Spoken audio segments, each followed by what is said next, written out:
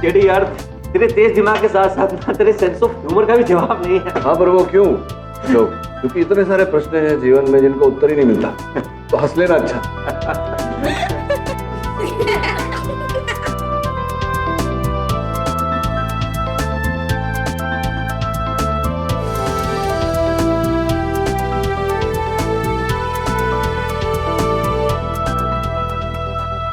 भाभी मैं आपकी हेल्प कर देती हूँ। नहीं, तुम रहने दो। वैसे भी किचन में कौन सी चीज कहाँ रखी है तुम्हें नहीं पता। तुम बैठो। भाई साहब, छोले बहुत अच्छे बने हैं, थोड़ा टेस्ट तो कर लीजिए। पेट में बहुत जलन हो रही है सवेरे। आपके पेट की जलन का इलाज है मेरे पास। मिश्री, सौंफ और हरी इलायची का 1 चम्मच पाउडर 1 गिलास दूध में डाल के पी लीजिएगा। बस आपका पित्त दोष शांत हो जाएगा। आपका ये उपाय अभी जाकर ट्राई करूंगा। मधु, माता जी की तबीयत कैसी है? माँ आजकल चल फिर नहीं सकती। दवाइयों और फिजियोथेरेपी के सहारे आशा करता हूँ जल्दी ठीक हो जाए। हाँ, और ठीक हो जाएगी। एक काम करते हैं, पहले खाना खा लेते हैं, उसके बाद माँ के कमरे में चलते हैं। जी दीदी। दूध गर्म हो गया? बस वही कर रही थी। माँ जी को जाके दे दो। जी।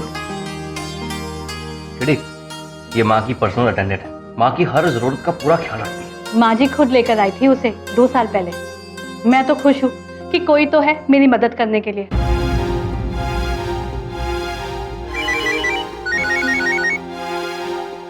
एक्सक्यूज।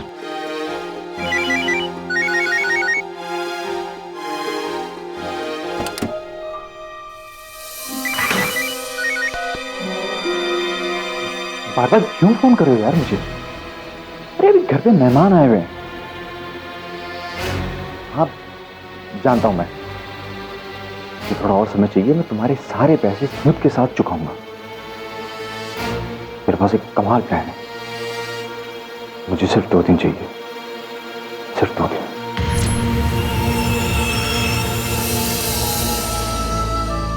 माँ देखो, केडी मिल रहा है आपसे। कैसे है माता जी? बहुत अच्छा किया केडी बेटा, जो तुम चले आए। अब इस उम्र में तो जिस सुबह आंख खुल जाए ईश्वर का परोपकार समझना चाहिए, वरना अब तो कभी भी बुलावा आ सकता है। अरे माँ, कैसी बातें कर रही हो? अभी तो तुम्हें अपने पोते और पोती की शादी करवानी है। अशोक सही कह रहा है। वर्तमान जैसा दिखाई देता है वैसा होता नहीं, और अतीत भी वैसा नहीं होता जैसा हम जानते हैं, क्योंकि अतीत के पन्नों में ही मेरी पोती का भविष्य छुपा है। लेकिन उससे पहले मुझे केडी बेटे से अकेले में कुछ बात करनी है।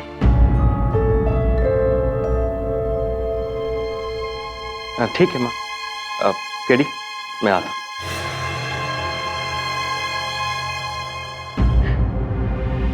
कुछ दिनों में कोई मुझे मार डालेगा। तू वादा कर, जब मेरा कत्ल होगा तू मुझे इंसाफ दिलाएगा। माता जी, कुछ नहीं होगा आपको। आप प्लीज ऐसी बातें ना करें। वादा करके तू पता लगाएगा।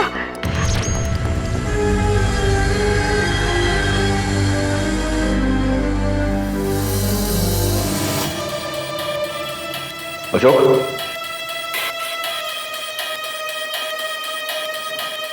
बड़ी तो विचित्र बात कर दी माता जी ने। कह रही थी कि अपने प्राण को लेकर, अपनी सुरक्षा को लेकर थोड़ा सा परेशान है, चिंतित है वो।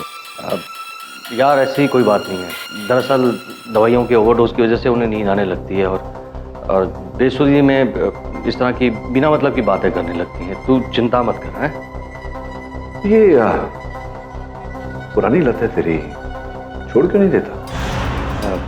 नहीं यार, ऐसी कोई बात नहीं। शराब तो मैं कब की छोड़ चुका। आदत होना बुरी बात है, और उस आदत की गुलामी करना उससे भी अधिक बुरी बात है। कोशिश कर, तेरी सेहत का सवाल है। हो सकता है तो छोड़ दे। चल।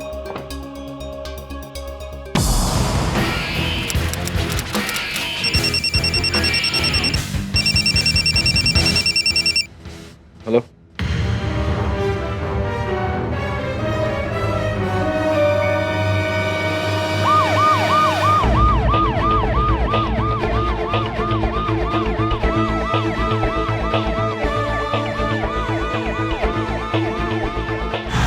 कोई मुझे मार डालेगा। तू वादा कर, जब मेरा कत्ल होगा मुझे इंसाफ दिलाएगा।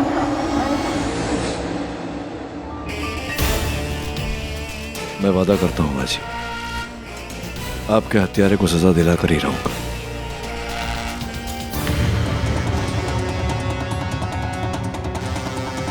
प्लीज मेरी हेल्प कर। मैंने कुछ नहीं किया मैंने यार। ये लोग कह रहे हैं कि मैंने अपनी माँ को जहर दे के मार दिया। चलो मैं आता हूँ फिर चलो। हाँ please.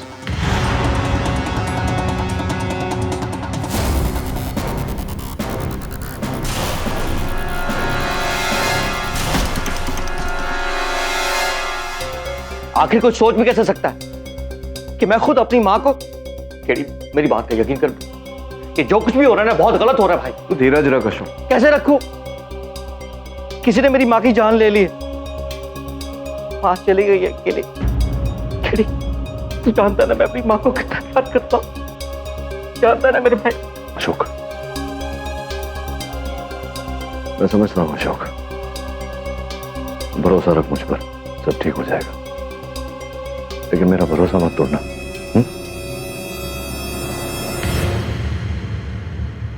Hi sir.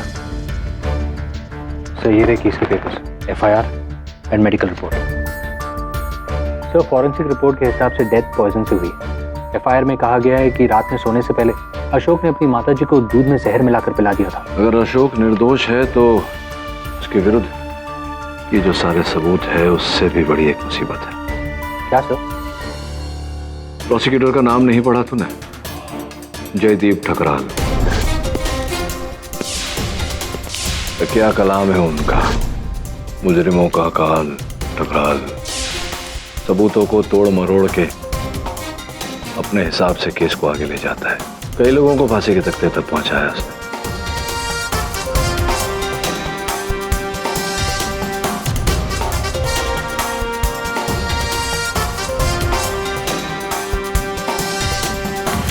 Mister KD पाठक, ठकराल साहब, बहुत तारीफ सुनी है आपकी। आपके बारे में भी बहुत सुना है ठकराल साहब। ये भी सुना है कि आपको किसी की तारीफ सुनना पसंद नहीं। फिर तो आपने ये भी सुना होगा कि मुजरिमों का काल है ठकराल।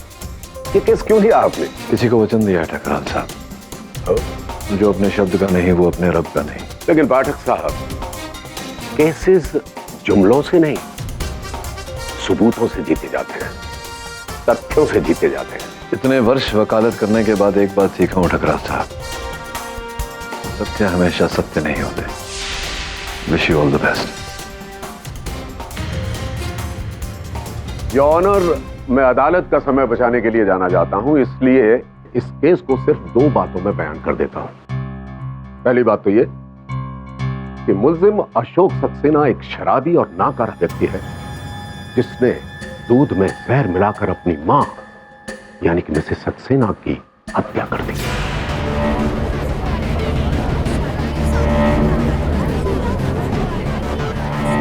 और दूसरी बात यह कि मैं अदालत के सामने एक चश्मदीद गवाह पेश करना चाहता हूं जिसका नाम है मधु, जो कि मिसेस सक्सेना की पर्सनल अटेंडेंट है।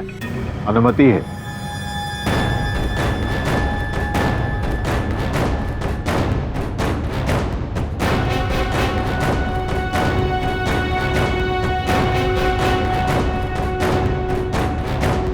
मधु, अदालत को बताइए कि क्या हुआ था उस रात। मधु जी माँ के लिए दूध गर्म कर दिया? हाँ बस हो गया।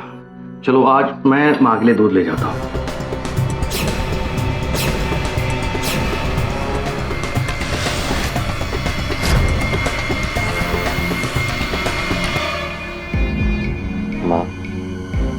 माँ मुझे प्लीज माफ कर देना, प्लीज। सर अगली सुबह जब मैं माँ जी के कमरे में गई तो माँ जी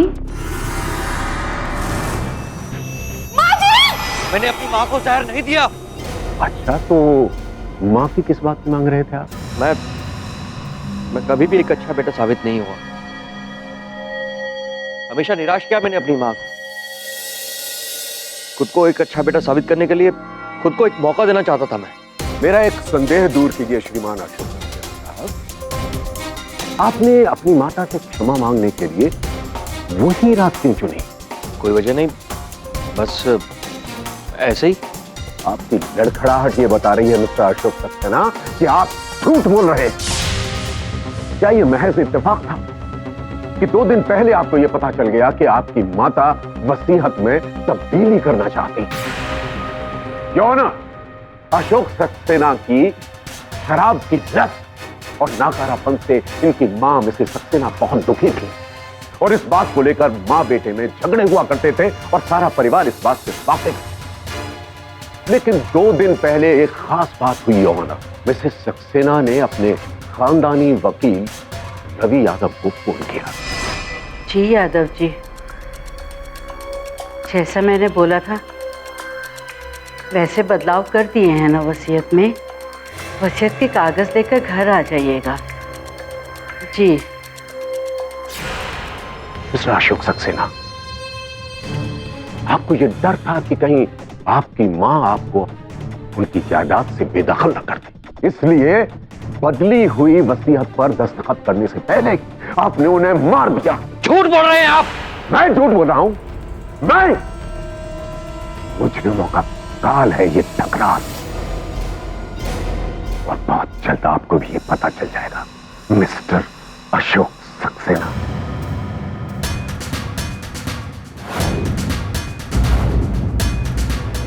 इस पोस्टमार्टम रिपोर्ट से साफ जाहिर है योर ऑनर कि श्रीमती सक्सेना की मृत्यु दूध में मिलाए हुए जहर की वजह से हुई थी। फॉरेंसिक रिपोर्ट के मुताबिक उस कप में जो थोड़ा सा दूध बचा था उसमें जहर पाया गया था, और कप के ऊपर जो उंगलियों के निशान थे वो श्री अशोक सक्सेना साहब के ही।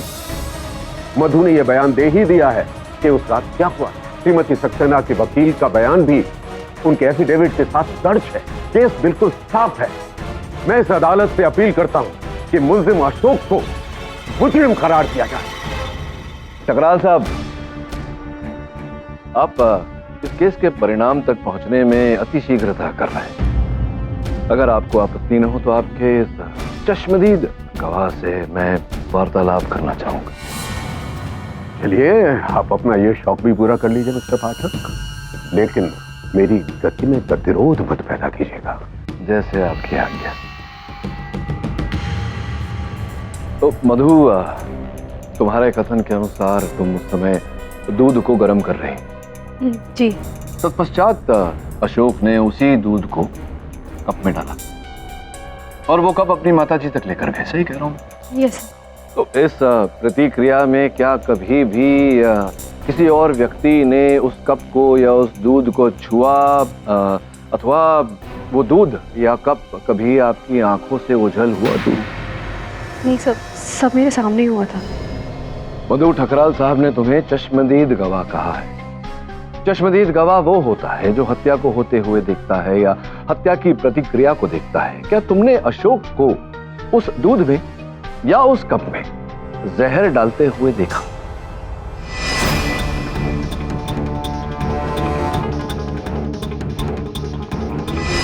नहीं सर, मैंने ऐसा तो कुछ नहीं देखा था। अर्थात तुम चश्मदीद गवाह हो ही नहीं सकती।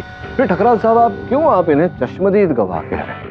क्योंकि पाठक साहब, फॉरेंसिक रिपोर्ट के मुताबिक उस कप में बचे हुए दूध में विष था और ये सिद्ध हो चुका है। कप में जो बचा हुआ दूध था उसमें जहर था। बात तो उचित है ठकराल साहब की, जिसका ये अर्थ होता है, अब ये संभावना उजागर होती है कि वो जहर कप में जो दूध था उसमें नहीं मिलाया गया, किंतु जिस बर्तन में वो दूध गर्म हो रहा था उसमें मिलाया गया था, और बर्तन में दूध आप ही गर्म कर रही थी, तो ये संभावना तो है अब मधु की वो विष दूध में आपने मिलाया हो। आपने मिलाया था। Objection your honour. पाठक साहब मेरे गवाह को झूठे इल्जाम लगाकर डरा रहे हैं। किंतु ये ऑब्जेक्शन सस्टेन। मिस्टर पाठक, अगर आपके पास विटनेस के खिलाफ कोई सबूत है तो पेश कीजिए। क्षमा चाहता हूं योर ऑनर, इस समय मेरे पास इनके विरुद्ध कोई साक्ष्य नहीं। मैं केवल इस संभावना को उजागर करने का प्रयास कर रहा था कि अशोक के अतिरिक्त किसी और ने उस दूध में विष मिलाया हो। अगर ऐसा है योर ऑनर, तो ये भी संदेह के दायरे में आती है। सब सर मैं 2 मिनट के लिए किचन से बाहर गई थी, मुझे फ़ोन आया था। हेलो। लेकिन सर वो मैं इसलिए बाहर गई थी क्योंकि किचन में मोबाइल का नेटवर्क नहीं मिलता है, पर सारा वक्त मैं दरवाजे पर ही खड़ी थी और उस वक्त किचन में कोई नहीं आया था।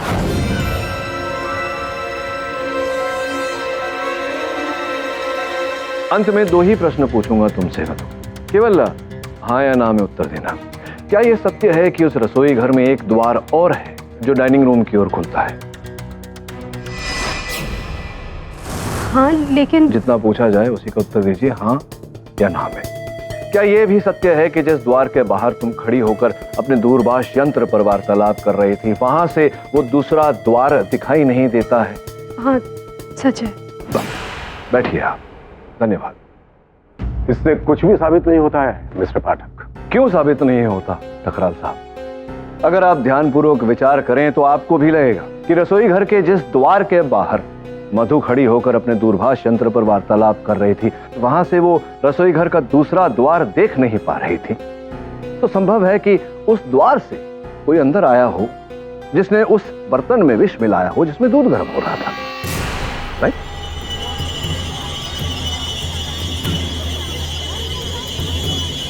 योर ऑनर, इस संभावना के चलते मैं अदालत से निवेदन करता हूं कि जिस बर्तन में मधु ने दूध गर्म किया था उस बर्तन की फोरेंसिक्स जांच की जाए और जब तक जांच की रिपोर्ट नहीं आ जाती इस केस को यहीं स्थगित किया जाए। ग्रांटेड। इस केस की अगली सुनवाई रिपोर्ट आने के बाद ही होगी। The court is adjourned. Sir हो सकता है ये काम मधु का हो। नहीं वरुण, माता जी को मारने का कोई कारण नहीं था मधु के पास, और अगर मधु मारना चाहती तो माता जी के खाने पीने की चीज में उनके दूध में विष मिलाकर उन्हें नहीं देती, क्योंकि वो जानती थी कि हर कोई उस घर में जानता है कि माता जी के खाने पीने की चीज सिर्फ मधु ही देती थी उन्हें। तो संदेह सीधा उस पर जाता। संभव है कि हत्यारा चाहता था कि संदेह मधु पर जाए, इसीलिए विष दूध में मिलाकर दिया।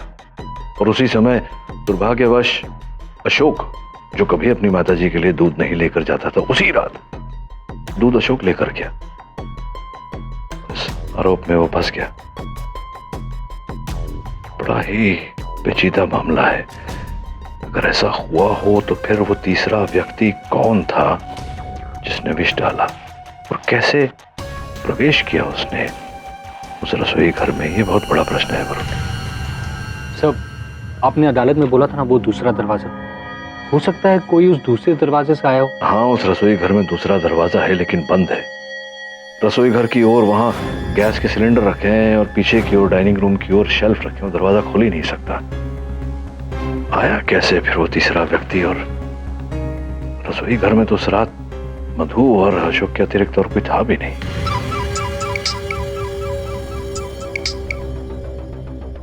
केडी पाठक। जी जी, धन्यवाद। जैसा कि मैंने सोचा था वरुण, उस बर्तन में विष के कोई अंश नहीं। मतलब आपने बर्तन की जांच की अनुमति इसलिए मांगी ताकि हमें थोड़ा और वक्त मिल सके? हाँ, समय पाने के लिए मैंने अदालत में यह चाल चली। कड़ी छूट रही है वरुण। जब माताजी से मैं भेंट करने गया था तो माताजी ने पता नहीं यूं ही कह दिया था या उन्होंने कहा था मुझसे कि कोई उन्हें मारने का प्रयास कर रहा है। क्या? काश मैंने उनकी बात जरा गंभीरता से ली होती तो संभवतः आज वो जीवित होती। एक काम कर तू वरुण, माताजी के वकील से भेंट कर और पता लगा कि जो नई वसीयत माताजी ने बनवाई थी उसमें क्या क्या बदलाव किए थे। जी सर। संभवतः वहीं से हमें इस केस की कड़ी मिलेगी। आप बैठिए, मैं आपके लिए चाय लेकर आती हूँ। धन्यवाद।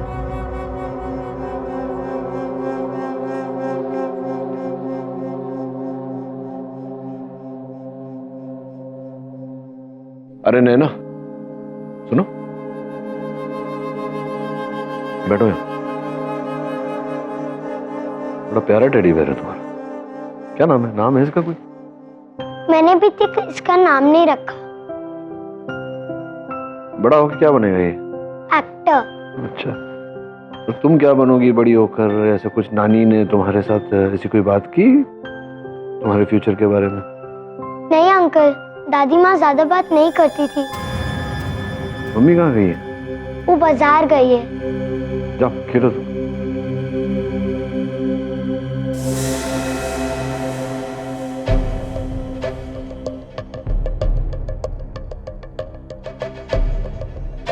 पी जाओगा? कप में दूध दिया गया था माता जी को, तो सेट है उसका और भी कप है? नहीं सर, असल में उस कप का इस्तेमाल बाबूजी करते थे, माँ जी ने बताया था मुझे। और उनके जाने के बाद माँ जी उसी कप में चाय या दूध पिया करती थी। तुम ही देती थी उन्हें? हाँ सर, मैं ही दिया करती थी। पर मेरा विश्वास करिए, माँ जी की जान लेने के बारे में तो मैं सपने में भी नहीं सोच सकती हूँ। माँ जी तो मुझे अपने परिवार वालों की तरह प्यार करती थी। जरा उनके शयन कक्ष में।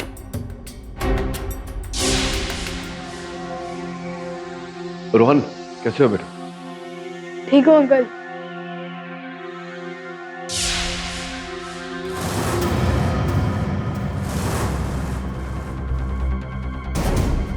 पहले तो मुझे भी यकीन नहीं हुआ कि मिसेस सक्सेना अपनी वसीयत में इतना बड़ा बदलाव करना चाहती। मैंने उन्हें समझाने की कोशिश भी की, लेकिन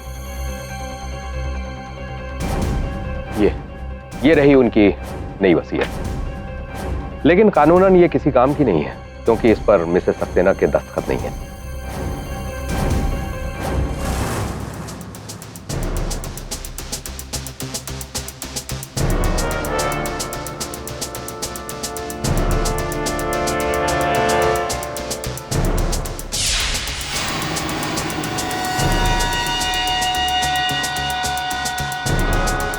मधु, इस कमरे में किसी चीज को हाथ तो नहीं लगाया तुमने? नहीं सर, सब कुछ वैसे ही है।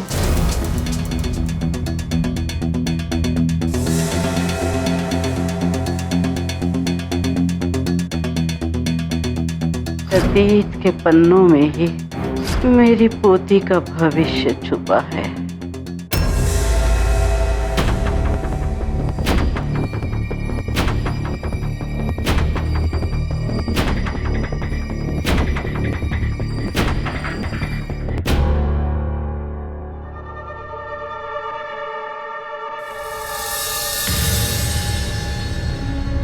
मधु, माता जी तुम्हें परिवार का सदस्य समझती नहीं थी। वो जानती थी कि तुम इस परिवार की सदस्य हो। उनकी एक नहीं दो पोतियां थी, और एक पोती तुम हो। एक पोती तुम्हारी माता जी का पत्र है जो उन्होंने तुम्हारे पिता अशोक को लिखी थी मृत्यु से पहले।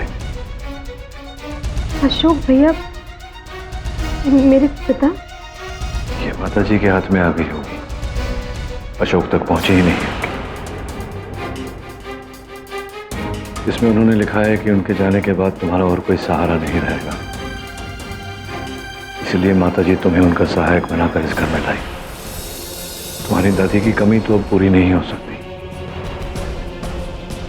लेकिन मेरी सहायता करो, तुम्हारी दादी के हत्यारे को हम पकड़ेंगे। उस रात जब मैं माता जी से मिलने आया था, मुझे ऐसा लगा कि उनकी बातों से मैं आभास हो गया है कि कोई उन्हें मारना चाहता है। क्यों हुआ? क्यों उन्हें ऐसा लगा होगा मधु? क्या तुमने कुछ देखा, सुना? इस घर में कोई विचित्र घटना, किसी पर संदेह है तुम्हें?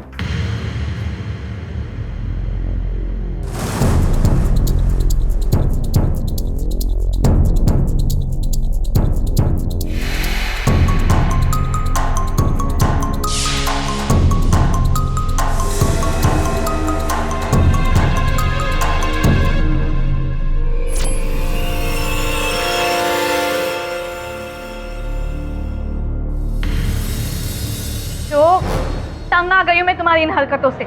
कब अपनी जिम्मेदारी संभालोगे? पूरा बिजनेस सुकेश के हाथ में चला गया और घर का सारा काम मैं करती हूँ, एक नौकरानी की तरह।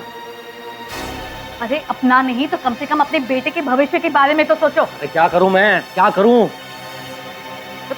नया काम शुरू करने के लिए पैसा नहीं मेरे पास, ऊपर से माँ ने वसीयत बदल दी। वकील साहब को फोन किया था मैंने, लेकिन उन्होंने बताने से साफ इनकार कर दिया। क्या करूं मैं, और जान से मार दूं अपनी माँ को? परेशान करके रखा है, घर में चैन है ना बाहर। समझ नहीं आता जाऊं तो जाऊं कहां।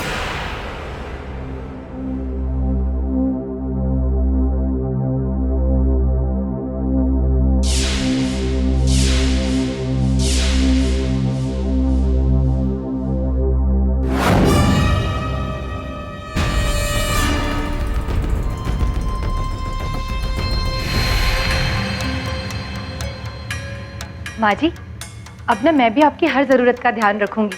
आपकी चाय, दूध, दवाई, हर चीज़ का ध्यान रखूंगी मैं भी। अब ठीक है?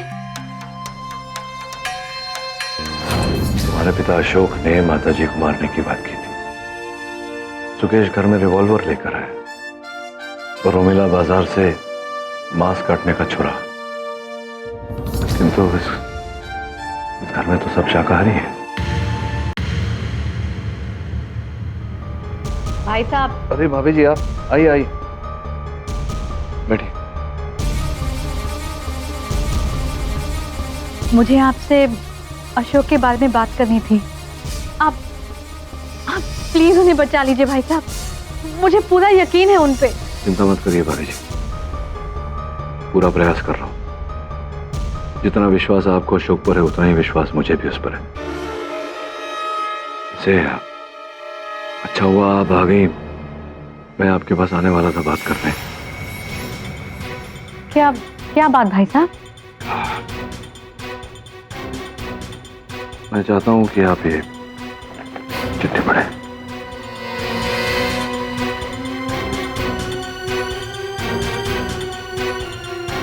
जी,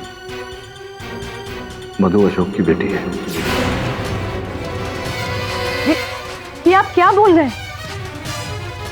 आपके विवाह के पहले की बात है। अशोक और मधु की माताजी कविता के बीच में प्रण था। परिस्थितियों के कारण उन्हें अलग होना पड़ा। ये बात अशोक भी नहीं जानता कि मधु उसकी बेटी है।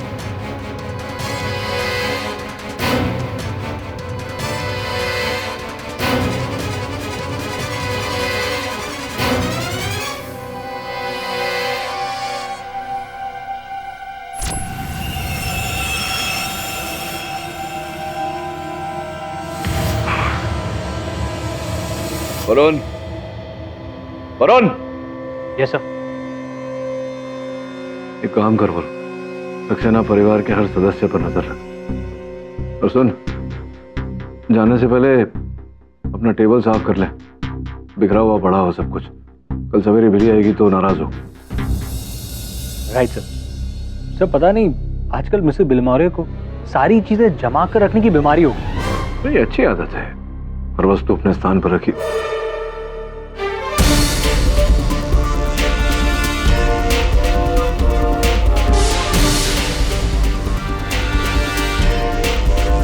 हर वस्तु अपने स्थान पर रखी गई। अदालत की कार्रवाई शुरू की जाए। सुकेश, जिस रात माताजी की हत्या हुई, क्या उस रात आप उनके शयन कक्ष में गए? नहीं, बिल्कुल नहीं। अच्छा, ये कुछ देखिए, ये इसमें से किसी वस्तु को पहचानते हैं आप? देख लीजिए, हाथ में देखकर ठीक से देख लीजिए।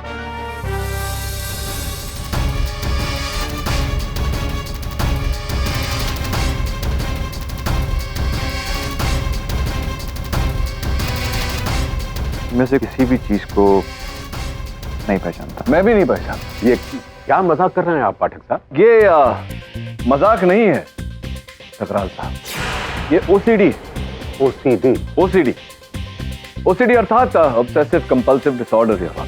ये एक मानसिक रोग है जिसमें रोगी हमेशा ये सुनिश्चित करने का प्रयास करता है कि बत्ती जल रही है या नहीं, द्वार की कुंडी लगी है या नहीं, हर वस्तु को अपने सुनिश्चित स्थान पर क्रमांक अनुसार लगाता रहता है। जिस प्रकार से सुकेश जी ने इस ट्रे पर हर चीज अपने व्यवस्थित स्थान पर रखी है। क्यों सुकेश जी, आप ओसीडी से पीड़ित हैं? पाठक साहब, अगर सुकेश जी मानसिक रोगी हैं भी तो का अर्थ ये होता है सुकेश जी के उस रात जिस रात आपकी माताजी की हत्या हुई थी, अशोक जी के वहां जाने के पश्चात आप अपनी माताजी के शयन कक्ष में गए। प्रमाण योर ऑनर, पुलिस द्वारा ली गई ये फोटोज, मैं आग्रह करूंगा कि आप इन्हें एक बार ध्यानपूर्वक देखें। योर ऑनर, इन चित्रों को देखने से स्पष्ट होता है कि माताजी के सिरहाने के बगल में जो मेज रखी है उस पर हर वस्तु अपनी सुनिश्चित स्थान पर रखी गई है क्रमांक अनुसार। और मुझे पूरा विश्वास है योर ऑनर कि ये काम केवल आपका है, जिसका अर्थ ये होता है कि अशोक जी के जाने के पश्चात आप माताजी के कक्ष में गए थे। अब भी आप मुझसे पूछ सकते हैं कि इस बात का प्रमाण मेरे पास क्या है। वहां मेज पर रखी हुई हर वस्तु की जांच कराई जाए और मुझे पूरा विश्वास है कि आपकी उंगलियों के निशान उन पर अवश्य मिलेंगे। अब बताइए, आप कक्ष में गए थे या नहीं? आपने अपनी माताजी की हत्या क्यों? What? कक्ष में गए थे या नहीं? आपने अपनी माताजी की हत्या क्यों? What?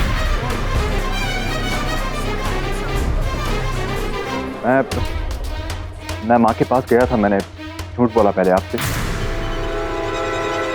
मगर मैंने माँ को नहीं मारा। मैं अपनी माँ को क्यों मारूंगा? मेरे सहायक ने यह जानकारी प्राप्त की है कि आपको अपने व्यवसाय में बहुत बड़ा घाटा हुआ था और आपको बैंक गारंटी देनी थी और आपने अपना घर, आपका अपना घर नहीं, माताजी का घर आपने गिरवी रखा था बैंक के पास। जो कागजात आपने जमा किए थे बैंक के पास, उस पर आपकी माताजी के हस्ताक्षर थे, जबकि आपकी माताजी घर 3 हिस्सों में बांटना चाहती थी, तो वो घर वो बैंक के हाथों में क्यों देगी? जिसका अर्थ ये होता है कि जो हस्ताक्षर आपकी माताजी के थे उन कागजात पर, वो हस्ताक्षर आपकी माताजी के नहीं थे, आपके थे। आपने जाली हस्ताक्षर किए थे उन कागजातों पर। जब आपको ये पता चला कि आप बैंक का ऋण नहीं उतार पाएंगे, वो घर आपके हाथों से आज नहीं तो कल गया और इस बात का पता आपकी माताजी को लगेगा, तो आपने सोचा कि क्यों ना उन्हें हमेशा के लिए खामोश कर दिया जाए। आपने उनकी हत्या कर दी।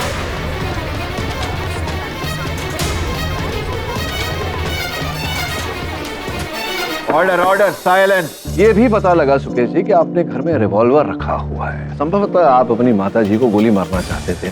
फिर आपने सोचा कि आपका रिवॉल्वर अगर आप चलाएंगे, गोली मारेंगे अपनी माताजी को, तो बात बाहर आएगी, आप फंस जाएंगे। आपने सोचा क्यों ना जहर देकर मार दिया जाए उन्हें, ताकि आप पर कोई संदेह ना करे।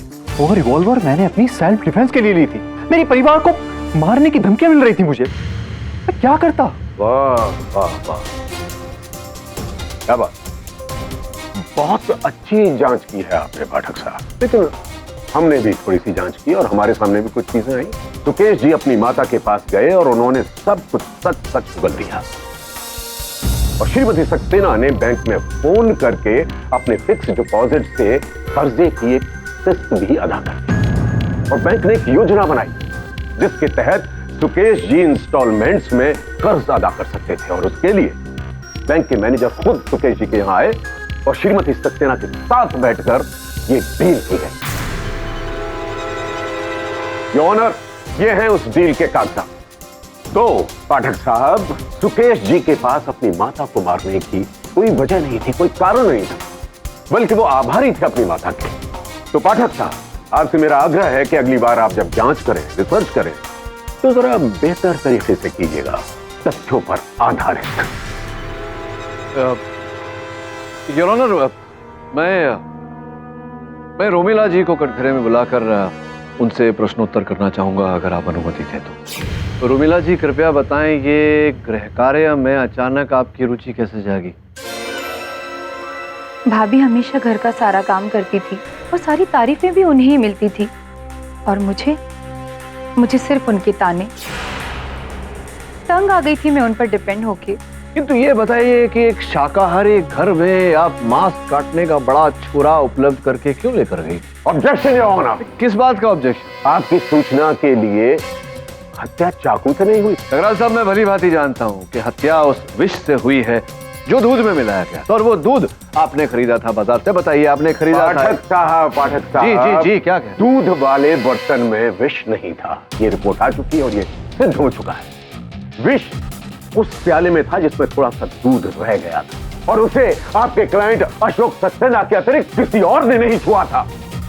इसलिए हत्या की है अशोक सक्सेना ने। हाँ, मैंने किया है। अशोक, मैंने किया है ये। अशोक, क्या कह रहे हो? चुप जाओ। ये सच है केडी। मैं नहीं मारा अपनी माँ को। मैंने दिया उस दूध में जहर। मैं नहीं मारा अपनी माँ को, मैंने दिया उस दूध में जहर।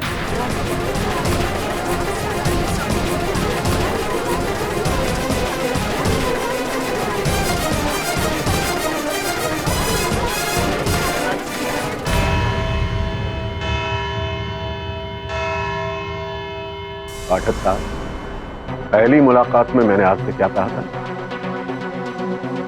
मुजरिमों का काल है ये ठकरा। अद्भुत बात है, पर सुकेश की जांच में इतनी बड़ी चूक कैसे हो गई तुझसे? I am really sorry sir. मैं बाकी के पेपर्स बैंक से लेकर आया था, लेकिन फाइल करना भूल गया। वरुण का मिस्टेक नहीं है केडी, मेरा मिस्टेक है। वरुण तो पेपर्स तुम्हारे टेबल पर रखा था, पर क्लीनिंग के टाइम पे मैं गलती से गलत फाइल में रख दी। बिली, झूठ मत बोलिए। मैं देख रहा हूं मेज पर कल मैं रात को जहां कलम रख कर गया था, कलम वही है, राइटिंग पैड भी वही है। आपने मेज की सफाई की नहीं, वरुण को बचाने के लिए आप झूठ बोल रही हैं।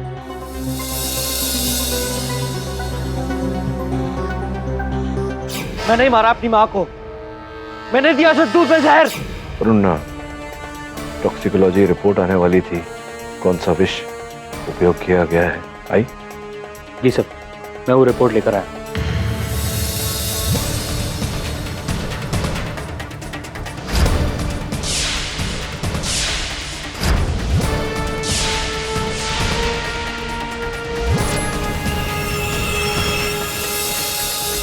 तो आपने अपनी माताजी की हत्या की उनके दूध में विष मिलाकर? हाँ, मैंने की। आपने अपनी माताजी को मारा। अदालत को बताइए अशोक, कौन सा विष मिलाया था आपने दूध में? वो याद नहीं आ रहा, या मेरे प्रश्न का उत्तर है ही नहीं आपके पास? वो कोई बात नहीं, मैं बताता हूं, किंतु उससे पहले योर ऑनर, मैं इनकी पत्नी लीना को कटघरे में बुलाने की अनुमति चाहता हूं। सर्वप्रथम योर ऑनर, मैं अदालत को यह जानकारी देना चाहूंगा कि दूध में जो विष मिलाया गया था जिसके कारण माताजी की मृत्यु हुई, उसका नाम ज़ैक्सोनिटिन है। 6 आयुर्वेदिक औषधियों का मिश्रण है योर ऑनर। ये औषधियां आयुर्वेद में अलग अलग रोग की चिकित्सा के लिए अलग अलग प्रकार से इनका उपयोग किया जाता है। और लीना जी, आपको तो अधिक मात्रा में आयुर्वेद का ज्ञान होगा, आपके पिताश्री बहुत महान वैद्य हैं। आपके पेट की जलन का इलाज है मेरे पास। मिश्री, सौंफ और हरी इलायची का 1 चम्मच पाउडर 1 गिलास दूध में डाल के पी लीजिएगा, बस आपका पित्त दोष शांत हो जाएगा।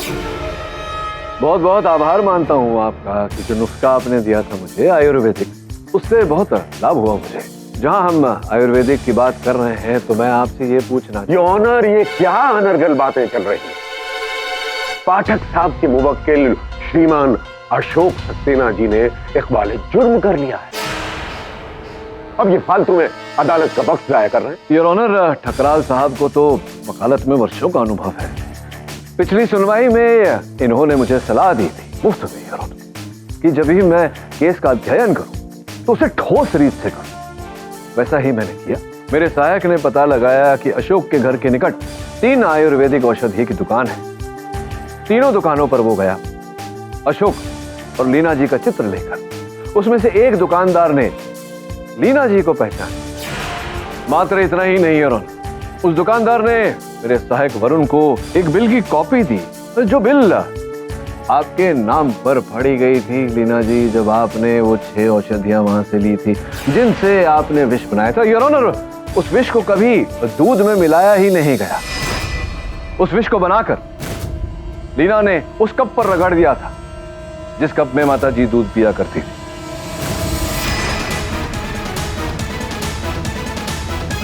योर ऑनर, लीना को पता था कि हर रात की तरह उस रात भी मधु माता जी के लिए गर्म दूध लेकर जाएगी, किंतु दुर्भाग्यवश उस रात अशोक दूध लेकर गया।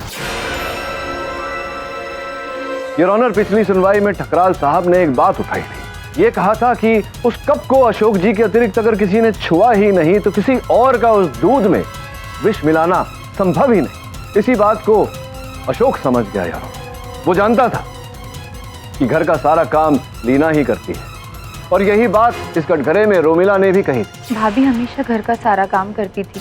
वो जानता था कि उसके अतिरिक्त केवल उसकी पत्नी लीना ने उस कप को छुआ, और उसकी पत्नी लीना ने ही उस कप में विष घोला। लीना जी, अब मैं आगे कहूं या बाकी की राम कहानी आप सुनाई? हाँ मैंने किया, वो सब कुछ किया जैसे आपने बताया।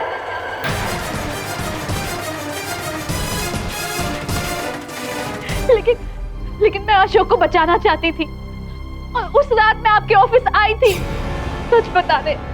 लेकिन उसके पहले आपने मुझे अशोक की उस नाजायज औलाद के बारे में बता दी। मैं अंदर ही गुस्से से पागल हो गई थी। मैंने तुम्हारे लिए क्या कुछ नहीं किया अशोक, और तुमने मुझे ये सिला दिया।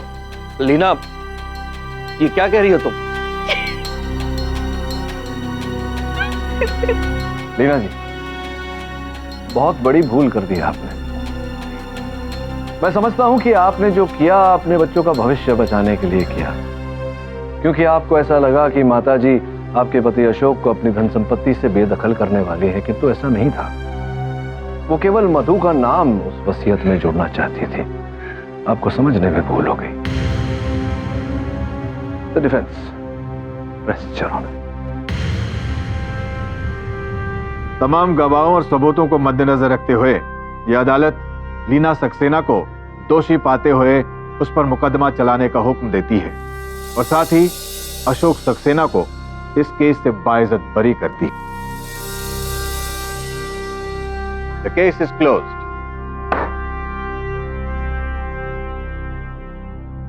आ गया है ठकराल साहब। कंग्रेचुलेशंस मिस्टर पाठक, मगर ये मत समझिएगा कि आपने मुझे हरा दिया है।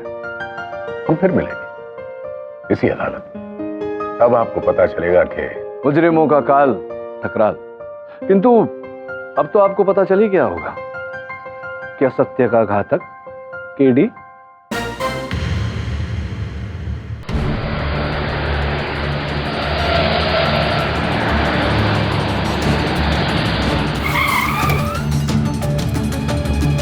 अंकिता दीदी, अंकिता दीदी, मैंने नहीं मारा उसे, मैंने नहीं मारा उसे। चित्तू नहीं मारा। आप यहाँ इतनी रात को क्या कर रही हैं? ये तो कहाँ है?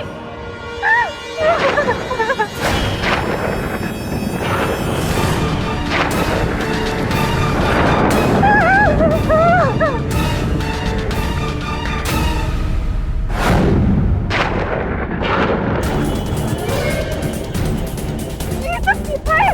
ये सब मैंने नहीं मारा, मैं सच कह रही हूं, मैंने नहीं मारा। तुमने किससे मारा? ये सब उसकी वजह से हुआ। किसकी वजह से? उसकी वजह से हुआ, उसकी वजह से हुआ, उसकी वजह से, उसकी वजह से। कौन है वो?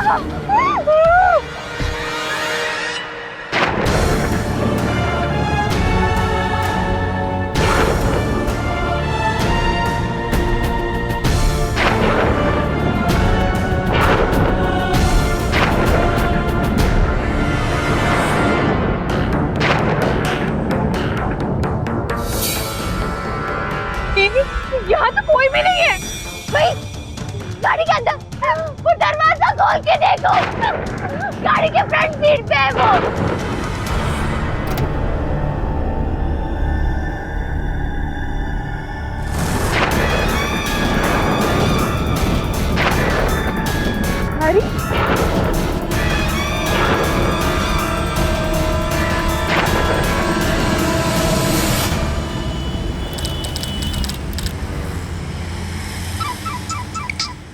हेलो, टीडी, कैसे हो मेरे दोस्त? कौन? डॉन, और डॉन की तलाश 12 मुल्कों की लड़कियां कर रही हैं। I am Don, Don, Don. तुम क्या उतने ही बुरा दिखते हो जितना बेसुरा तुम गाते हो? देखना चाहोगे? फ्रेंड्स बुक पर हो?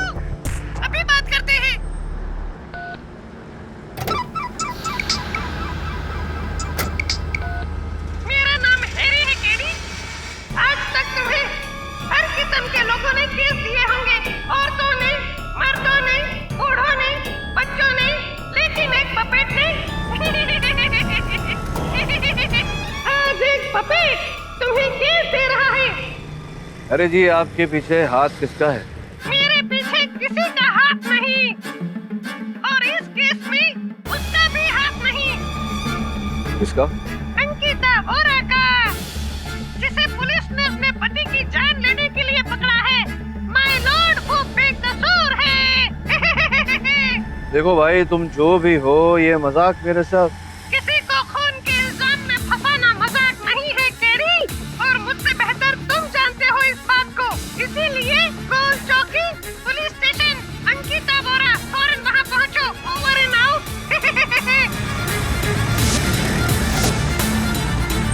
तुम्हें किसने बताया अंकिता वोरा के बारे में? उसकी बहन ने? नहीं, वो छोड़ना, कौन से सेल में ये बता दे। लगता है तुमसे पीछा छुड़ाना इस जन्म में तो मुश्किल है। चलो। अरे ये हैरी यहाँ क्या कर रहा है कठपुतली? पर तुम्हें इसका नाम कैसे पता कि हैरी है? नहीं, क्योंकि इसके बाएं हाथ की तीसरी उंगली में जो तिल है उस पर इसका नाम लिखा हुआ। तू देख, मैं अंकिता से मिल के आता हूँ। अंकिता, मैंने अनीश को नहीं मारा। मेरा यकीन कीजिए, ये सब उस हैरी की वजह से हुआ। मैंने नहीं मारा उसे। अकबरे, मैग्नीफाइंग ग्लास ला तो। हैरी तो एक कठपुतली है। मेरे हस्बैंड अनीश का पपेट है। अनीश एक वेंट्रिलोक्विस्ट। अच्छा, अनीश जी गरुड़वादी थे, तो दोनों का साथ में एक समय था जब अनीश और हैरी का एक्ट बहुत मशहूर हुआ करता था। काम कर हैरी, सबको बता दे। बोल, तू गधा है। तू गधा है। अबे मैं नहीं, तू गधा है। अबे मैं नहीं, तू गधा है। अरे यार, तू तो समझ ही नहीं रहा। ठीक है, ऐसे बोल कि मैं गधा हूँ। ठीक है, तुम कहते हो तो हो गए।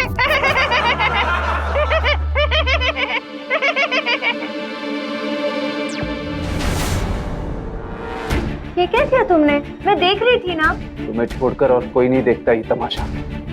4 साल हो गए, कोई ढंग का काम नहीं है मेरे पास। और ये मनहूस, ये अब बेताल की तरह लटकता रहता मेरे ऊपर। सोच लिया मैंने कि अब ये कॉमेडी बंद करके कोई बिजनेस करूं। ये तुम्हारा पैशन है? तुम हैरी? खत्म हो गया पैशन, मर गया है। मेरा बस अभी एक ही सपना है, रेस्टोरेंट खोलूंगा मैं। अनीश,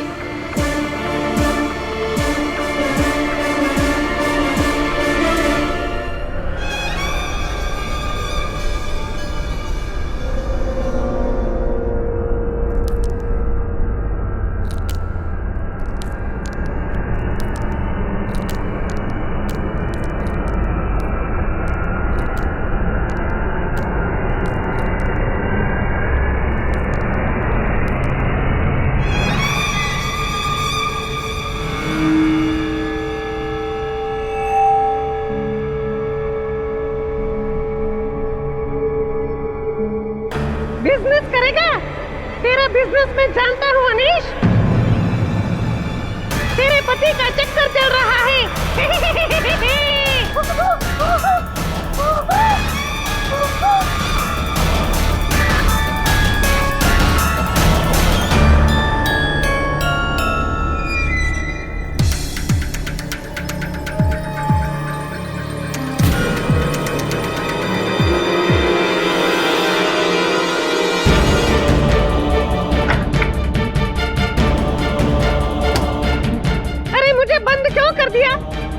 अंकिता, मुझसे डरो मत। मैं तुम्हारा दोस्त हूँ। दुश्मन तो अब अनीश है, हम दोनों का। पहले मुझे लगा कि ये मेरी नींद की गोलियों का असर है। ये एक लकड़ी का पपेट कैसे बोल सकता है, वो भी अपने आप। ये बात तुमने अनीश को बताई? हाँ, मैंने उसे ये बताया, लेकिन उसने मेरी बातों को इग्नोर कर दिया। उसने कहा कि ये मेरा वहम है, मैं पागल हूँ। लेकिन 2 दिन बाद जब अनीश होटल के बिजनेस के सिलसिले में पुणे गए थे और मैं घर साफ कर रही थी, अंकिता, प्लीज मेरी बात सुनो, मैं तुम्हारी मदद करना चाहता हूँ। देखो अनीश, वो अनीश नहीं रहा जो पहले था। मुझे पता है, मैं उसके साथ जो रहता हूँ हमेशा, मैं जिंदा हूँ और उसके सीक्रेट जानता हूँ।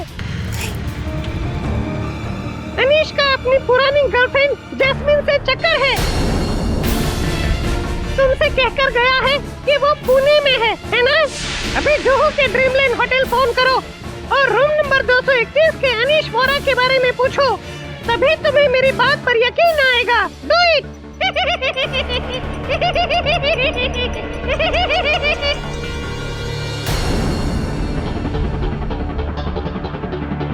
Hello, hotel dreamland, room number 231, mister Anish Vora से बात कर सकती हूँ? हेलो। अरे मत करो बाबा, स्टॉप। हेलो हेलो, पता नहीं कौन पागल।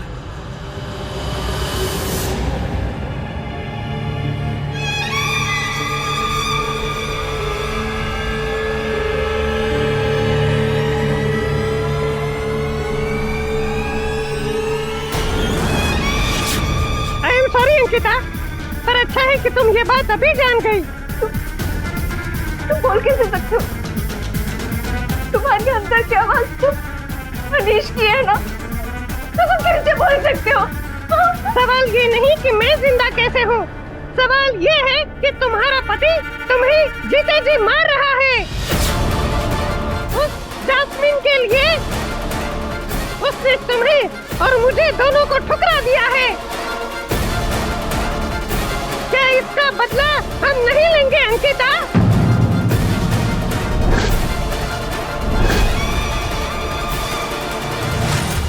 हाँ तो अंकिता जी, आपको इस गुड्डे ने आपके पति के अफेयर के बारे में बताया? जी, बहुत ही दिलचस्प कहानी है आपकी मिसेस अंकिता। हाँ फिर बताइए आगे क्या हुआ? हर दिन हैरी मुझे अनीश के बारे में नए नए राज बताने लगा, जिससे कि अनीश के ऊपर जो शक था वो धीरे धीरे सच में बदलने लगे। उसकी काले पेंट की दाईं जेब में देखो, फिल्म के 2 टिकट मिलेंगे।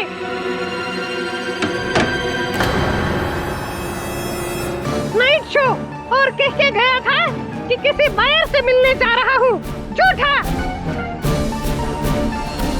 उसके बैग में टोलरन ज्वेलर्स की एक रसीद है, 2 लाख के एक हार की।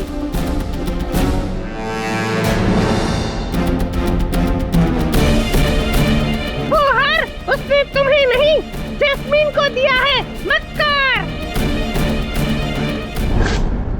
तो स्ट्रेंज बात ये है कि इतना कुछ आपको पता था, उसके बावजूद आपने अपने पति को कन्फ्रंट नहीं किया? किया ना, मैंने उनसे बात की, लेकिन वो मेरी बातों को टाल देते थे। वो कहते थे कि ये सब मेरा वहम है, मैं पागल हो गई हूँ। पर तुम्हें किससे पता ये? हाँ, क्या कर रही हो तुम? किससे बात कर रही हो? पागल हो गई हो तुम?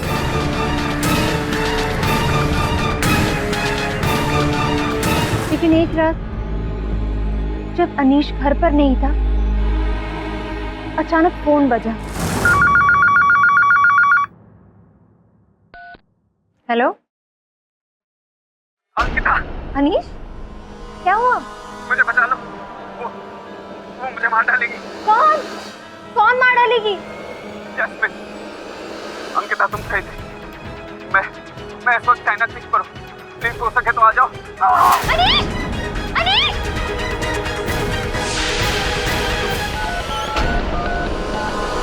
हेलो फाल्गुनी, किसी वक्त चाइना क्लिक पहुंचा। कुछ सवाल मत कर। अनीश वहाँ है, मुसीबत में है, तू जल्दी आ। हाँ चल बाय। उसी का फोन था ना? मत जाओ चाइना क्रीक, तुम्हें मारने का प्लान बनाया है उन दोनों ने, वहाँ से नीचे धकेल देंगे तुम्हें। क्या बकवास कर रहे हो तुम? मैंने अनीश की आवाज सुनी, वो मुसीबत में है, मैं जा रही हूँ। मुझे भी साथ में ले लो, मुझे अनीश पे भरोसा नहीं है।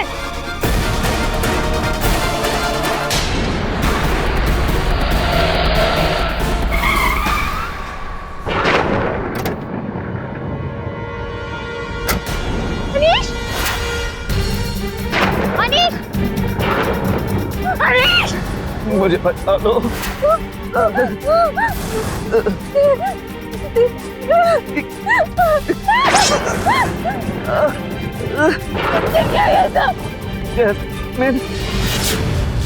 मैं तो सिर्फ अपना पैर खत्म करना चाहता था।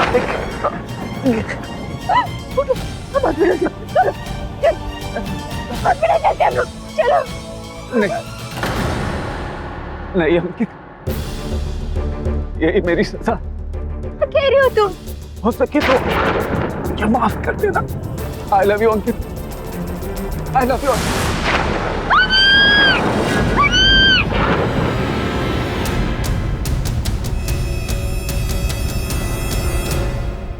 मतलब आप ये कहना चाहती हैं कि अनीश ने खुद वहां से छलांग लगाई, आपने उसे धक्का नहीं दिया? हाँ। अरे वाह, एक और कहानी। उसे अनीश वोरा की बॉडी कहाँ है? योर ऑनर, दुर्भाग्यवश पुलिस को घटनास्थल से अनीश जी के फटी हुई खून से सनी कमीज प्राप्त हुई है। उनका देह अभी तक प्राप्त नहीं हुआ। नदी में वो गिरे थे, वो मगरमच्छ से भरी हुई।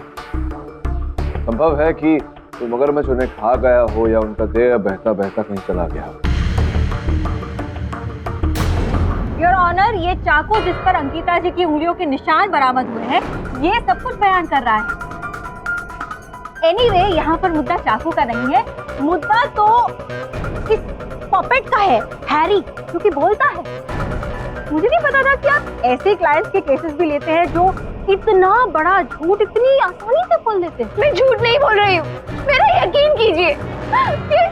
ये हैरी बोलता है मुझसे, और हैरी को सब कुछ पता है कि उस रात क्या हुआ था।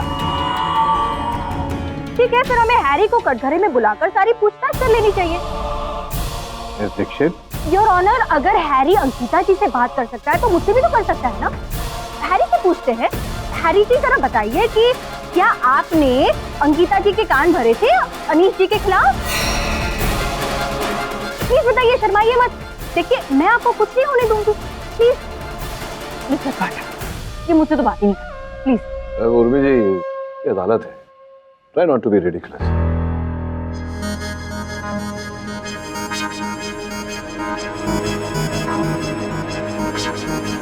मिस्टर पाठक, क्या देख रहे हैं आप? योर ऑनर, मैं देख रहा था कि उनके अंदर कहीं कोई ऐसा यंत्र तो नहीं लगा जिसके कारण ये बोलते हैं। पुलिस अपनी छानबीन कर चुकी है और ऐसा कोई यंत्र बरामद नहीं हुआ है मिस्टर पाठक। और अगर आपको फिर भी कुछ चेक करवाना है तो अपने क्लाइंट का दिमाग चेक करवाइए, जिसने एक पपेट के बोलने पर अपने पति को मार डाला। नहीं, मैंने अनीश को नहीं मारा है। मेरा यकीन कीजिए, मैंने अपने पति को नहीं मारा है। नहीं मारा है मैंने अनीश को। आपके कहने से कुछ नहीं होता मिसेस अंकिता। आपके घर के सेवक मिस्टर मेघ जी भी यही बताएंगे। पता नहीं साहब, पिछले महीने से दीदी को क्या हो गया था, इस गुड्डे के साथ घर में अकेले बैठी रहती थी और इससे बतियाती भी रहती थी।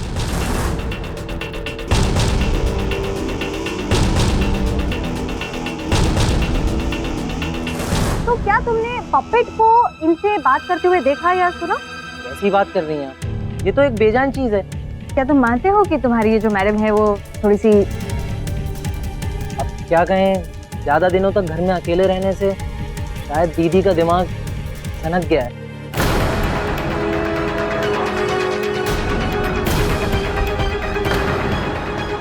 जी नहीं, मैं नहीं मानती कि मेरी दीदी को कोई भी मेंटल प्रॉब्लम है।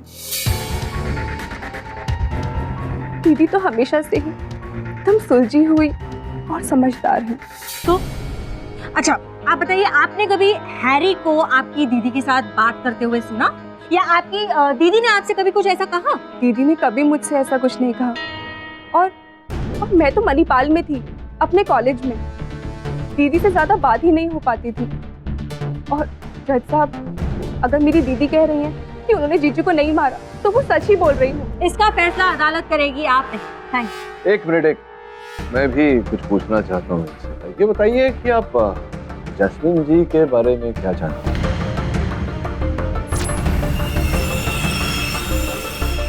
जैस्मिन मेरे जीजू की पहली गर्लफ्रेंड है। दरअसल शादी से पहले उन दोनों की शादी होने वाली थी, पर फैमिली इश्यूज की वजह से उन दोनों की शादी नहीं हो पाई। फिर जीजू ने मेरी दीदी से शादी की। आपको लगता है कि विवाह के पश्चात भी आपके जीजा जी और जैस्मीन के बीच कुछ पता नहीं, पर अगर मेरी दीदी कह रही है तो शायद सच ही कह रही होंगी। योर ऑनर, मैंने जुहू के ड्रीमलैंड होटल से पता करवाया। वास्तव में वहां अनीश जी ने कमरा बुक किया था 2 लोगों के। केवल इतना ही नहीं, तोलाराम जौहरी का भी यही कहना है कि उनसे अनीश जी ने 2 लाख रुपए का नेकलेस बनवाया। मिस्टर पाठक, आप ये साबित करना चाहते हैं कि हैरी ने जो कुछ भी कहा वो सच था? आई एम सॉरी, सच थोड़ी है, मतलब हैरी ने कुछ बोला? उर्मी जी, सत्य सत्य होता है और सत्य कोई भी बोले, सत्य सत्य ही रहता है। अनीश और मेरे बीच जो कुछ भी था वो अनीश की शादी से पहले तक था। पिछले 3 सालों में अनीश से मिलना तो दूर, मैंने उसके साथ फोन पे बात तक नहीं की है। फिर अनीश जी ने ऐसा क्यों बोला कि आप उनकी जान लेना चाहते हैं? ये अनीश का नहीं, ये इस अंकिता का कहना है। सर हमेशा मुझ पर शक करती है कि मैं इसका पति इससे छीन लूंगी।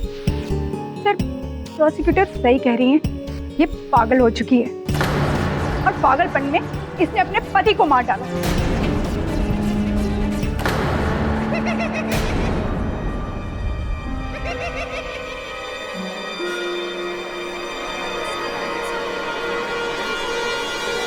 वो कौन हंस रहा है अदालत में? Please keep quiet. क्या कह रही थी आप? उस रात मैं मुंबई में ही नहीं थी, इलेक्ट्रॉनिक इंजीनियर की कॉन्फ्रेंस हो रही थी अहमदाबाद में, मैं वहीं पर थी सर। लेकिन Who is breaking the decorum of the court? Please keep quiet.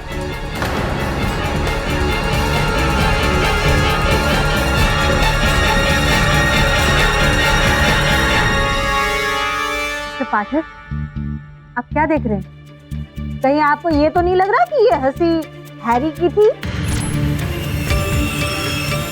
Your honour, मुझे Court is adjourned.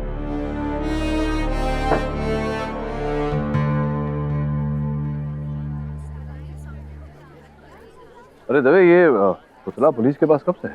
Crime scene उसी रात। मुझे आपत्ति ना हो तो मैं 1 दिन के लिए रख लूं। पर केडी, ये इस केस का अहम सबूत है। सबूत से क्या अर्थ है? ये चश्मदीद गवाह है। नहीं, पर तो फिर 1 दिन के लिए मुझे देने में क्या है? अच्छा ठीक है, रख लो। शायद ये पुतला तुम्हें खूनी का नाम बता दे। वैसे मिस्टर पाठक, आपने बताया नहीं ये केस आपको मिला कैसे? आपने भी तो नहीं बताया कि आपने घर में बिल्ली पाल ली। आपको कैसे? छोड़िए, मैं चलता हूँ, केस की तैयारी करता हूँ।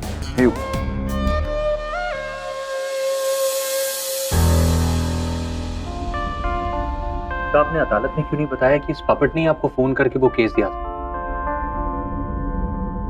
क्या बोलता मैं कि कठपुतली ने मुझे केस दिया है? मतलब तू नहीं चाहता कि आज के बाद में कोई और केस लड़ूं? वैसे भी मुझे नहीं लगता इस कठपुतली ने मुझे केस दिया है। वो आवाज संभवतः असल हत्यारे की है या किसी ऐसे व्यक्ति की जो इस हत्याकांड से जुड़ा हुआ है। सोचने वाली बात है वरुण, ये जो कठपुतली है ये दवे के पास था, पुलिस स्टेशन में था, तो वहां से कोई क्यों और कैसे मुझे फोन करेगा? दवे ने तुम्हारे को सटाने के लिए। इस पपेट ने ही आपको कॉल किया होगा। आइए, पधारिए। आप किस आधार पर कह रहे हैं कि इस कठपुतली ने मुझे फोन किया?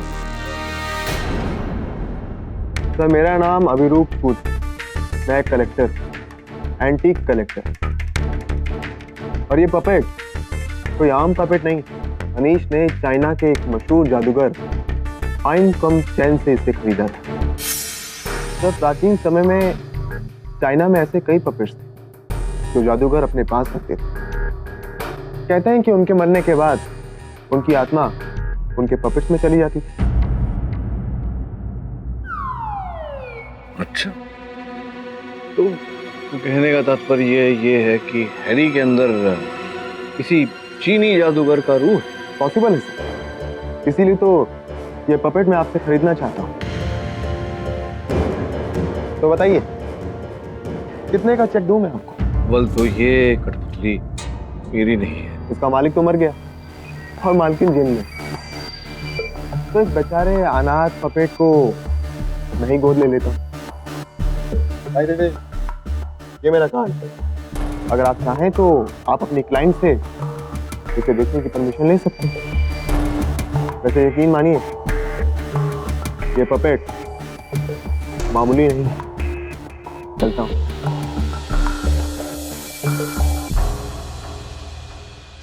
चाइनीज जादूगर की रूह, वो भी इसमें। Isn't it funny, sir? How is it possible? Anish को अंकिता ने नहीं मारा।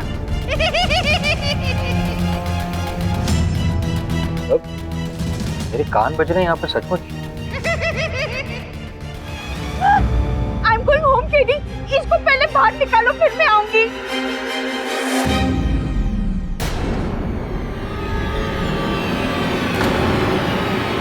आप प्लीज मेरा एक छोटा सा काम कर देंगे?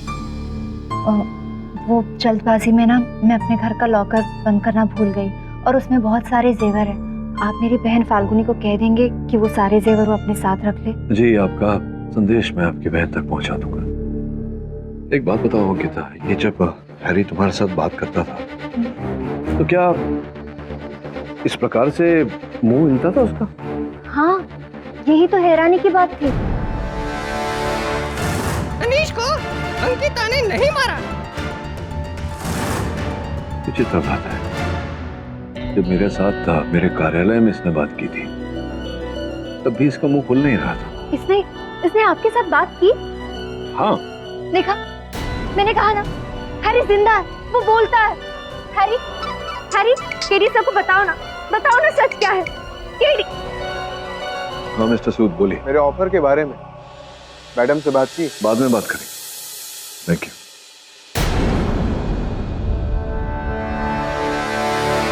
दीदी ने कहा है कि मैं उनकी कुछ पर्सनल चीज़ों को पैक करके अपने साथ रख लूँ। इन सबको मैं लॉकर में रख दूंगी। और वैसे भी नेक्स्ट वीक तो मैं खुद ही बाहर जा रही हूँ। आप कहाँ जा रही हैं? एक्चुअली मुझे जॉब मिल गई है दुबई में। आपकी बहन जेल में है और आप दुबई जा रही हैं? वैसे भी दीदी हमेशा के लिए थोड़ी ना जेल में रहने वाली हैं। दीदी तो बेकसूर हैं। वैसे भी केडी जैसे वकील हैं उनके साथ। मुझे पूरा विश्वास है कि उन्हें कुछ नहीं होगा। अजीब बात है। क्या हुआ? दीदी ने जो ज्वेलरी की लिस्ट दी है, इनमें से 2 हार और एक डायमंड की रिंग मिसिंग है।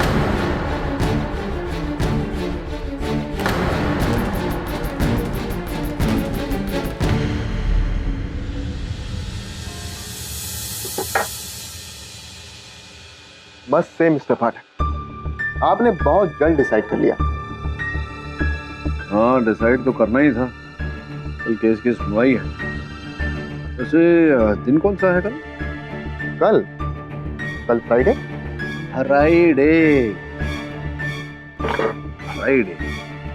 ये आप को फ बोलने की आदत है। और Why you asking? यही आदत हमारे हैरी साहब में भी है।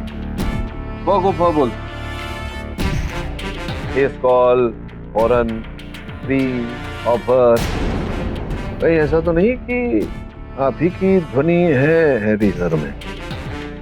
एक सलाह देता हूँ आपको, जब नकली मूंछ लगाते हैं ना हम, थोड़ी गोंद ज्यादा लगानी चाहिए, नहीं तो निकल जाती है, जैसे कि आपकी अभी निकल रही। अब निकाल लीजिए, पूरा निकल तो गई है। बाबा, बिना मूंछ के अच्छे लग रहे हैं आप, एकदम कॉलेज बॉय वाली लुक आ रही है। केडी सर, मुझे माफ कर दीजिए सर, मैंने कुछ नहीं किया। अभी देखिए, किया तो आप ही नहीं है। ये केस भी मुझे आप ही ने दिलवाया है हैरी के द्वारा। लेकिन ना, क्यों मुझे शंका हो रही है कि वो जो हैरी था वो ये हैरी नहीं था, ये हैरी वो हैरी नहीं है, कोई और ही हैरी है। जी हाँ, वो डुप्लीकेट था। चलिए, अभी आप बोल ही रहे हैं सब कुछ, तो ये भी बोल दीजिए कि आप हैं कौन और क्यों कर रहे हैं इसे। मैं बताता हूँ, मैं आपको सब बताता हूँ। नया सुराग जो इस केस को हिला देगा। केस तो हिल चुका हुआ, केस को हिलाने वाले से मिलिए, हमारे अनिरुद्ध सूद साहब, है ना? नहीं, दिव्यकांत चतुर्मुखी। क्या बात, कहानी में एक और ट्विस्ट। क्या पुलिस को अनीश वोरा की बॉडी मिली? जी नहीं योर ऑनर, खोज चल रही है लेकिन उनकी शरीर का कोई अता पता नहीं। ऐसा प्रतीत होता है कि मगरमच्छ उन्हें पूरी तरह से खा गए हों। योर ऑनर, इसलिए बेहतर है कि हम असल हत्यारे की खोज करें। हाँ तो मेघ जी, 2 हार, 1 हीरे की अंगूठी। अब मैं कुछ समझा नहीं। कोई बात नहीं, फिर से समझा दूं। 2 हार जो गले में पहने जाते हैं, 1 हरे जड़ाऊ का, 1 सोने का और 1 अंगूठी जिसमें हीरे जड़े हुए हैं। ये सब माल किसे बेचा तुमने और कितने पैसे मिले थे? आई ऑब्जेक्ट योर ऑनर, इसका इस केस के साथ कोई ताल्लुक है ही नहीं। योर ऑनर, ताल्लुक है और कुछ ही क्षणों में मैडम को पता चल भी जाएगा कि क्या ताल्लुक है। बताओ बताओ, जल्दी करो, समय नहीं है हमारे पास, अब हत्यारे को भी ढूंढना है। बताओ कहाँ बेचे थे, कितने पैसे मिले? साहब आप क्या कह रहे हो, मुझे कुछ समझ में नहीं आ रहा। नहीं समझ में आ रहा है, ये देखिए, ये 2 हार और ये हीरे की अंगूठी जो तुमने चुराए, तुमने बेचे थे, पकड़ के लाए हैं, तुम्हारे घर से बरामद हुआ है ये माल। साहब ये सब तो नामुमकिन है। नामुमकिन कैसे है, तुम्हारे घर से निकला है भाई। साहब नकली है ये सब। ये सब नकली है, कैसे पता तुम्हें? असली तो मेरे। असली तो कहाँ? मेरे भाई के घर पर। झूठ बोला था तुमने इन्हें फंसाने के लिए। हाँ। चलो अब सच बताओ क्या है। मुझे लगा दीदी और साहब के अलावा और कोई तो नहीं जानता है कि घर में क्या गायब है, इसलिए मैं दीदी को पागल। अर्थात तुमने तब झूठ बोला था। सत्य ये है कि तुम्हारी मेम साहब अंकिता जी का दिमागी संतुलन, मानसिक संतुलन सब ठीक है। साहब अभी तो मुझे अपने संतुलन की फिक्र हो रही है, क्योंकि सच्चाई ये है कि अंकिता दीदी उस गुड्डे से बातें करती थी और ये गुड्डा भी उनसे बातें करता था। साहब मैंने बहुत सारी भूतों प्रेतों की कहानियां सुनी है और अब देख भी लिया। साहब जी गुड्डा जिंदा है, दीदी से बातें करता है,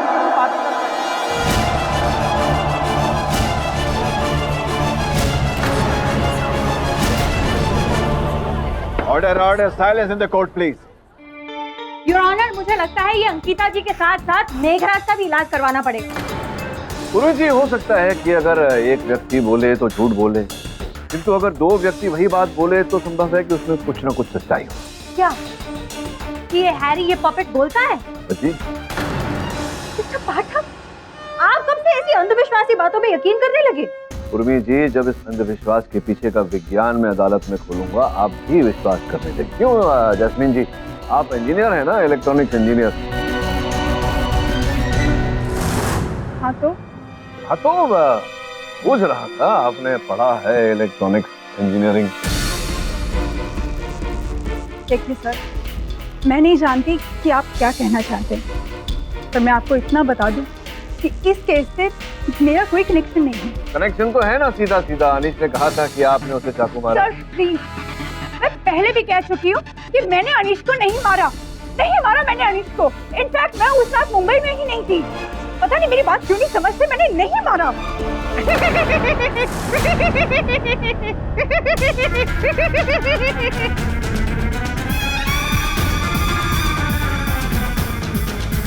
order, silence in the court please.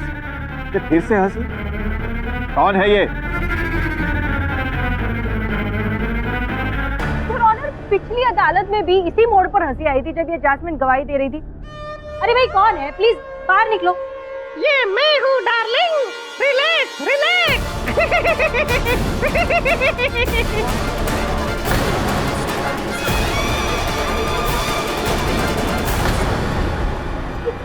सुना आपने ये?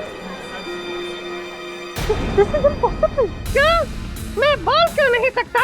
हेलो जज साहब, कैसे हैं आप? क्या हो रहा है? हाँ, आप कहो तो मैं डांस भी कर सकता हूँ, लेकिन मेरी पीठ में दर्द है, इसलिए आज नहीं।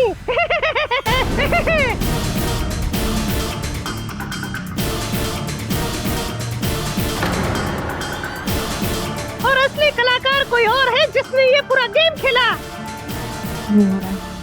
This is not happening. तीनों रात में। सत्य बोल रहा है उर्मी जी, ये सत्य बोल रहा है। आगे पूछिए, उत्तर देगा वो। अरे ये सब कुछ सच बता दो। तुम जानते हो ना उस रात क्या हुआ था? ये लोग नहीं जानते उस रात क्या हुआ। प्लीज इन्हें सच बता दो। डोंट वरी अंकिता, अब मेरा खामोश रहना सही नहीं है। सर, इस केस का विलन है वरुण। वरुण कटघरे में आकर बताएगा और साथ में वो बक्सा भी ले आना दोस्त।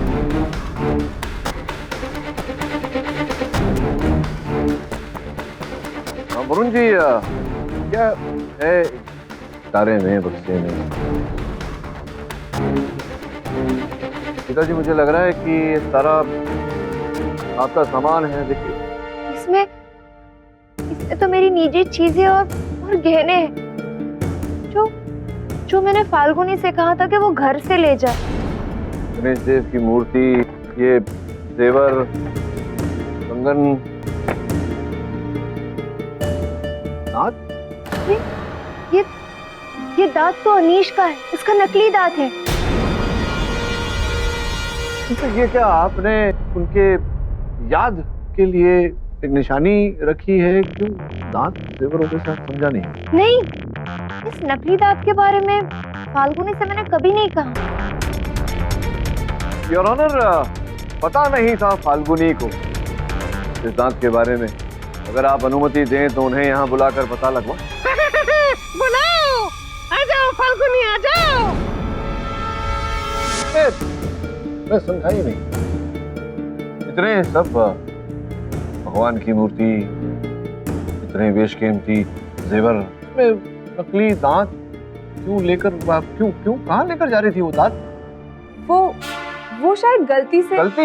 देखिए, ये जो दांत बनता है, ये तो जो व्यक्ति होता है उसके नाप अनुसार बनता है। तो अर्थात इसका उपयोग तो वही व्यक्ति कर सकता है जिसके लिए वो दांत बना हो।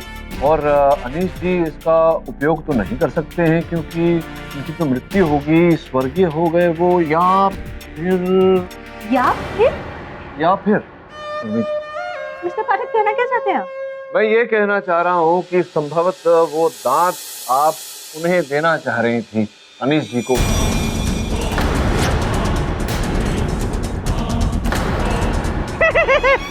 कहानी में ट्विस्ट है। आपको इतना तो पता है कि नहीं कि आप कुछ दिनों बाद दुबई जा रही हैं नई नौकरी के सिलसिले में? जी हाँ, पर इसके बारे में मैंने आपके असिस्टेंट को बताया था। हाँ बताइए। लेकिन आपने ये नहीं बताया था मेरे सहायक को कि आप जिस फ्लाइट से जा रही हैं JW 494, आपकी जो सीट बुक की गई है उसके 4 सीट आगे जो सीट रिजर्व की गई है 23J, उस पर कौन बैठा है? और वो बुकिंग आप ही के ट्रैवल एजेंट ने की है। उसकी जो पासपोर्ट और वीजा की फॉर्मेलिटी की गई थी उसकी कुछ सूची है मेरे पास। निर्मल राय का वीजा एप्लीकेशन, फोटो देखिए।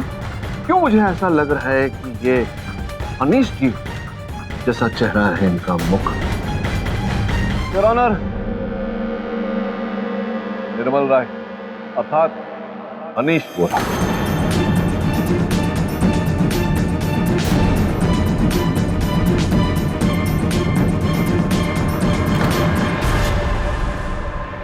तो अनीश बोरा ही है?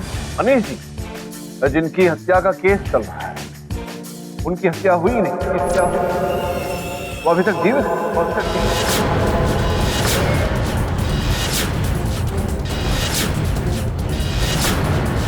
ये भी जानना चाहता था आपसे, जो दुबई आप जा रही हैं, आपको नई नौकरी वहां प्राप्त हुई है, ये अवश्य गारंटी देता हूं मैं कि किसी इलेक्ट्रॉनिक इंजीनियरिंग कंपनी में आपको नौकरी मिली होगी। अब आप मुझसे पूछेंगे कि मुझे कैसे पता, तो पिछली सुनवाई में आपने मणिपाल का जिक्र किया।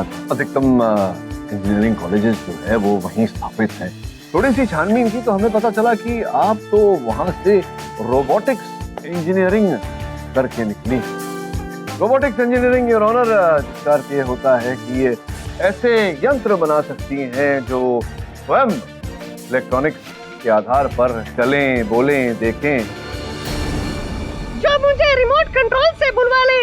बताओ केरी, कल रात को क्या हुआ था? योर ऑनर, हैरी जो बोल रहा है मैं अदालत को समझाना चाहूंगा। कल रात में जब हैरी के पुतले की छानबीन कर रहा था योर ऑनर, तो अंदरूनी हिस्से पर मुझे छेद नजर आए, जैसे छेद जहां से लगा कि किसी ने स्क्रू निकाले हो योर ऑनर, जिसका तात्पर्य ये होता है कि किसी ने अंदर एक ऐसा यंत्र फिट किया था जिसके आधार पर वो हिल सकता था योर ऑनर, चल सकता था। और अगर इसी पुतले में आप माइक्रोफोन और कैमरा लगा दें तो ये देख भी सकता है, सुन भी सकता है और बोल भी सकता है। Robotic. Am I right or am I right? मतलब हैरी का बोलना, मुझे देखना, सुनना, ये सब उसके अंदर फिट हुए कैमरा और माइक की वजह से था। जी अंकिता जी।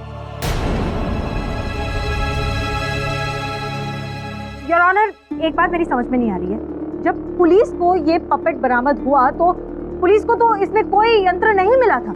ओ वाह, ये योर ऑनर की जो पुतले का संचालन रोबोटिक्स द्वारा वो इनके पतिदेव ही कर रहे थे, नहीं। और इस बारे में केवल फाल्गुनी जानती थी। योर ऑनर, मेरे मन में संदेह जागा क्योंकि उस समय केवल फाल्गुनी जी और अंकिता जी साथ। पुलिस के वहां आने से पहले इन्होंने हैरी में से वो यंत्र निकाल लिए।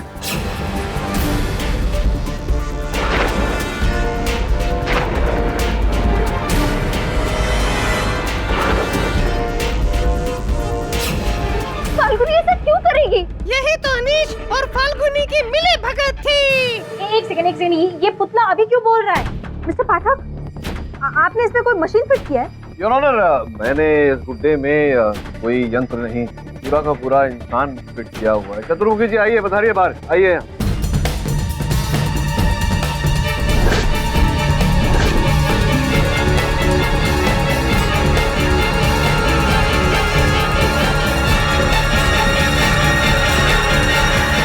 योर ऑनर, ये चतुर्मुखी जी हैं, एक गरुड़वादी अर्थात वेंट्रिलोक्विस्ट।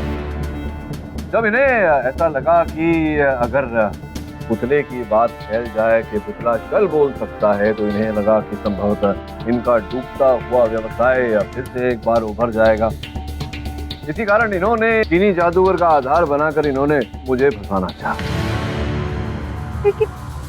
लेकिन फाल्गुनी और अनीश मेरे साथ ऐसा क्यों करेंगे? हाँ योर ऑनर, ये प्रश्न तो अभी भी खड़ा हुआ है कि इनकी बहन और इनके पतिदेव ने इनके साथ ऐसा क्यों किया। स्पष्ट है योर ऑनर, दोनों एक दूसरे से प्रेम करते थे, नए देश में जाकर नया जीवन जीना चाहते थे, इन्हें रास्ते से हटाकर। एक और बात था योर ऑनर, इनके जेल जाने के बाद, इन्हें दंड मिलने के बाद, इनके पिताजी की पूरी धन संपत्ति इनकी बहन की हो जाती। झूठे हैं सब, साबित कीजिए। मैंने ऐसा कुछ नहीं किया जज साहब। विचित्र जग है फाल्गुनी जी, ये व्यक्ति आईना देखने के बाद भी मुंह फेर लेता है। चलिए कोई बात नहीं, आइए इंस्पेक्टर साहब, पधारिए।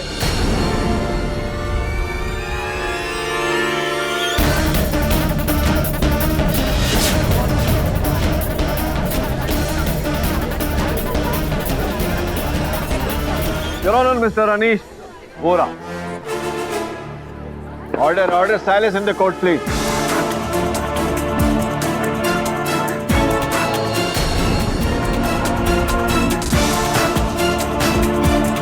The defense branch.